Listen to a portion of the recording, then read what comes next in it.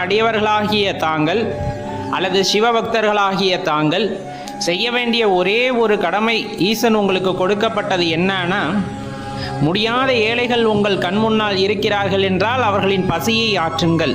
அவர்கள் மூலமாக ஈஸ்வரன் உங்களுக்கு காட்சி தருவார். தன்னால் இயலவில்லை என்று ஒருவர் கூறுகின்றார் என்றால் அது உங்களால் இயலும். அதற்காகத்தான் அவ்விடத்தில் உங்களை ஈசன் கொண்டு சேர்த்திருக்கிறார் அப்படிங்கிறத புரிஞ்சுக்கிட்டு அவங்களுக்கான சேவையை செய்கிற இடத்துலையும் நீங்கள் ஈஸ்வரனை காண முடியும். இன்னும் உங்ககிட்ட ஒரே ஒரு வேண்டுகோளை நான் வச்சுக்கிறேன். என்னன்னா, முடிஞ்சளவுக்கு அன்னதானம் அல்லது கோயில் கட்டுறது இந்த மாதிரி சேவைகள் செய்கிறது எல்லாமே ரொம்ப சிறப்பானதாக இருந்தாலும் அதே சமயத்தில் முடிஞ்சால் ருத்ராட்ச தானம் பண்ணி பழகுங்க. அது நாம் 7 ஜென்மங்களிலும் செய்த அனைத்து கர்மாக்களையும் தீர்க்கின்ற வகையில் அமையும் அப்படின்ட்டு குறிப்பிடப்படுது.